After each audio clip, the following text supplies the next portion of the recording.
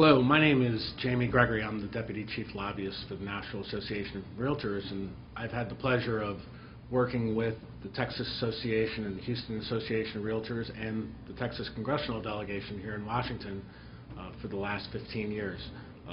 It's been a pleasure, and I enjoy doing it, and thank you for giving me the opportunity to be a part of your meeting today. What I wanted to do was spend a few minutes, do a general legislative overview for you, and then go through and talk specifically about the 9 members of the Houston Congressional Delegation. So there's a lot of things exciting that are happening right now. Let me start with, since we're a week past the State of the Union address, some of you may have watched it, and you may have noticed that the President actually mentioned housing, thankfully.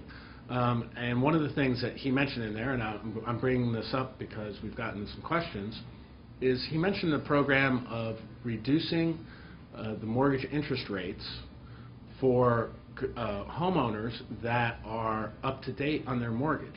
A lot of the programs have been for homeowners that are in trouble, that are behind on their payments, and he mentioned the idea of people that might be underwater or might be paying a higher interest rate, 5.5%, 6%, 7%, but have not been able to refinance because they may not have enough equity in their house, or maybe they have a ding on their credit report. And the program, and this is going to be one of my points since we're getting a lot of questions, is there is not a lot of detail. As best we can see, the idea is to write down mortgages that are in the portfolios of Fannie Mae and Freddie Mac, which is similar to legislation that was introduced in the Senate by Senator Boxer from California and Congressman Cardoza from California. But the President's proposal appears to go even a step further and will charge the nationally chartered banks a fee that revenue will then be used to write down the interest rates on mortgages held by private lenders.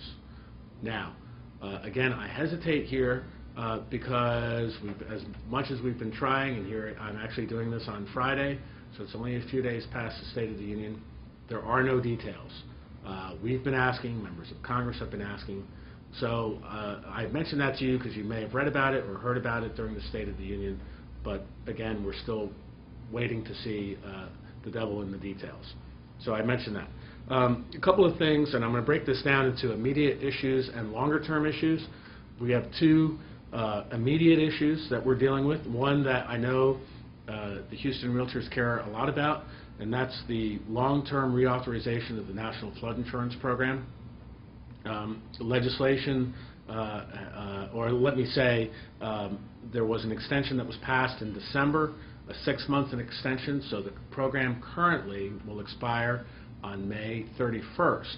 And as those of you know, there have been several expirations in the last couple of Congresses. We're trying to avoid that again, and before May 31st, pass the 5-year reauthorization that has passed the House, has passed the Senate Banking Committee, but has not been scheduled for the floor of the Senate yet.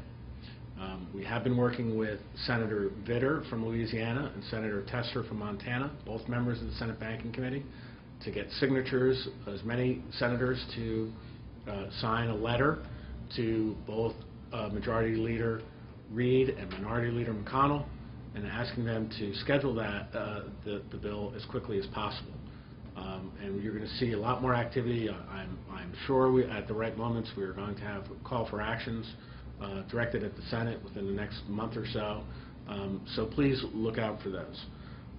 The second big issue, and this is actually very immediate, is right before the holidays, you probably saw the press that to pay for the 2-month extension of the payroll tax cut and the unemployment insurance extension and the Medicare doc fix, that the GSE guarantee fee was raised by 10 basis points for the next 10 years. That is done. And to be honest, there's not much we can do about that. It raises $35.7 billion, and so that's here. Our immediate concern is that those same conferees that made that decision to do that are now meeting again because, as I said, the past package was only for 2 months. They're now working on a package to extend it for the next 10 months so they get the full year. And we continue to hear rumors that that another increase in the guarantee fee is being considered. We are aggressively contacting the conferees and letting them know that we oppose that idea, and to be honest, all members of the House and Senate. So I would encourage you to contact your members and to let them know that revenue from Fannie Mae and Freddie Mac should not be used to pay for non-housing proposals. So that's an immediate thing. We've signed a letter that just went to the House and Senate leadership. We signed a letter with the National Association of Home Builders and the Mortgage Bankers, very strongly stating that we oppose that. In fact, I will email a copy of that letter to Dana so she has it for you at the meeting. So moving on, a little maybe let's call this midterm issues. We have short sale legislation. That would be House Bill 1498, introduced by Congressman Tom Rooney from Florida and Congressman Rob Andrews from New Jersey. And the short sale, this legislation would mandate that a nationally chartered lender must respond within 45 days with a definitive answer to a legitimate short sale offer. And if they do not, then it is presumed that the offer has been accepted. We are up to 34 co-sponsors on that bill. The only member of the Houston delegation that's co-sponsored so far is Congressman Gene Green. And to be honest, the purpose with this bill, I don't think this bill will make it into law, but that's not necessarily the point. We want to get as many co-sponsors on here. The House Financial Services Committee has said that they will have a hearing on it. So all of representatives of the national lenders are going to have to come and explain why they cannot respond within 45 days or less to a legitimate short sale offer. So as much attention as we can get to this piece of legislation, the better. The second sort of midterm issue is mortgage cancellation relief.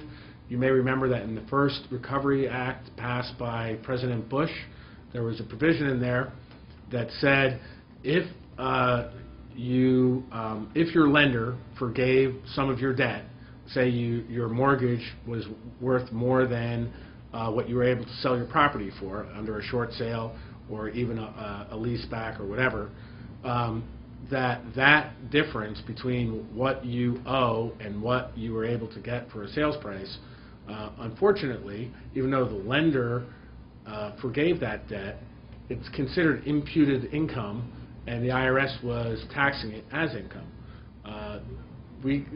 The legislation signed by President Bush said that if the lender forgives it, the IRS cannot tax it. That provision expires in December of 2012. We're working with the lead sponsors from 2007, when we got that passed, to reintroduce their bills and get the legislation extended. So there'll be more coming on that. I don't have a bill number for you yet. Then longer term is obviously protecting the mortgage interest deduction, and House Resolution 25, which is up to 183 co-sponsors.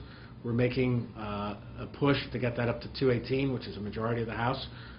The resolution basically says that the current mortgage interest deduction provisions should be retained as they are. And then finally, GSE reform. There's been a lot of activity. There are 21 bills that have been introduced in the House and 3 in the Senate. I can tell you we oppose 18 of the House bills and 2 of the Senate bills, but there are the two bills in the House that we like by Congressman Gary Miller from California and Congresswoman McCarthy from New York. Their bill is written based on the principles put forth by NAR's GSE Presidential Advisory Group. So that bill we like 100%. There's another bill by Congressman Campbell from California and Congressman Peters from Michigan that would continue a government guarantee for the secondary mortgage market. We like that provision, that proposal, a little less than ours, but it's still a good provision. So we've endorsed that proposal also. Then the third bill is on the Senate side. Our good friend, Senator Johnny Isakson from Georgia has just introduced a piece of legislation that we're helping him get co-sponsors for. Again, a lot of activity. There will be hearings on GSE reform in the House Finance Services Committee and the Senate Banking Committee, but there won't be any legislation that passes this year with it being an election year. But there will be a lot of activity. That's also true with tax reform, which is why I only mentioned the House resolution on mortgage interest deduction, because there will be hearings on tax reform, but there will not be legislation passing this year. That'll be an after the election issue for both of those. Okay, let's move to the delegation. And as I mentioned, I greatly enjoy working with all 9 of the Houston members. I mentioned that Gene Green has co-sponsored the short sales bill. He is a senior Democrat on the Energy and Commerce Committee, which I'm sure you're all aware of because he's a big defender of the energy business on the committee. And in addition to the short sale bill, he's also co-sponsored the mortgage interest deduction resolution, HRES 25, and in previous Congresses, he co-sponsored legislation to keep banks out of real estate every year. He voted for flood insurance, and he voted for the repeal of the 1099 landlord reporting provision. And actually, I went out of order, and I apologize for that because he's actually in District 29. So let's start with District 2. Judge Poe, who sits on the Foreign Affairs and Judiciary Committees. We don't have a lot of business in those committees, but as you all know, he's a good friend and makes a real effort to support us on the floor of the House and on letters that go around. He's a co-sponsor of the mortgage interest deduction resolution. He signed our letter, our joint letter, opposing the proposed qualified residential mortgage rule that would have required a 20% down payment. And he also voted for the flood insurance legislation and was a co-sponsor of banks and real estate. Congressman John Culberson. I cannot speak highly enough of John Culberson. He's a great friend of the industry, senior member of the Appropriations Committee. He is a co-sponsor of the mortgage interest deduction resolution, continually co-sponsored the banks and real estate, voted for the flood insurance legislation. More importantly, he was on the conference committee that considered the legislation to increase the FHA loan limits, and he supported us in that conference, which was a very difficult thing for him to do, so please thank him for that. Congressman Kevin Brady in the 8th District. A little tidbit for you. Currently, Kevin is the 4th ranking Republican on the Ways and Means Committee, and in the next, there's at least one in retirement already announced in front of him. So in the next Congress, he will be the 3rd ranking Republican on Ways and Means. Kevin's been on the committee since 2002. He's in his 8th term, so he's been here 16 years. I mention that because it used to take somebody 30 or 35 years to get that high on the Ways and Means Committee. So Kevin has moved up very rapidly and is in a very important position as we talk about tax reform and the mortgage interest deduction. Kevin has supported us on banks and real estate. He voted for flood insurance. He has not co-sponsored that mortgage interest deduction, but I think that goes to his position on the committee, and I think, as you all know, he is supportive of the realtor position on that. Congressman Al Green in the 9th District, important friend of ours on the Financial Services Committee, very important friend. He's co-sponsored the mortgage interest deduction resolution. He signed the joint letter opposing the qualified residential mortgage rule. He supported us on banks and real estate. And most importantly, last year, he was very supportive of NAR's efforts in the Dodd-Frank passage of the Dodd-Frank Wall Street reform legislation to protect the interests of realtors. Mr. Green helped us pass the exemption for real estate licensees from being regulated by the Consumer Financial Products Bureau. That was a very important provision for us in the committee. He also, as you all know, since some of you helped us, he also helped us go to then Chairman Frank about the SAFE Act and the provision of seller financing and allowing more than one every year. That was Mr. Green's amendment. It would not have passed without his relationship with the chairman and the chairman signing off. So he really was our champion on that. And then most recently, I mentioned the loan limits fight. He signed a very important letter that members of the Financial Services Committee sent to the conferees asking that the loan limits amendment be accepted. So as you can see, Mr. Green is a very active advocate of the realtor agenda. In the 10th District, Congressman Michael McCall is on the Ethics Committee, Foreign Affairs, Homeland Security, and Science and Technology. Unfortunately, we don't have a lot of issues before those committees since he's a good supporter. He did sign the letter opposing the qualified residential mortgage proposal.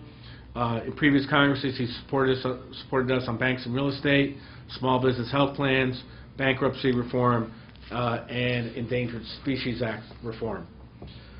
Congressman Paul, he's actually retiring, so let me just take a minute without going through his whole record, but Congressman Paul has been a senior member of the Financial Services Committee. For those of you that have been there long enough, you'll remember that when he first came to Congress, he was not I wouldn't say he was opposed to realtor issues, he just didn't get involved. And over the years, he really has become a good friend. He helped us on qualified residential mortgages. He always supported us on banks and real estate, and he's ended up being a good friend in the committee. We're going to be sorry to see him retire.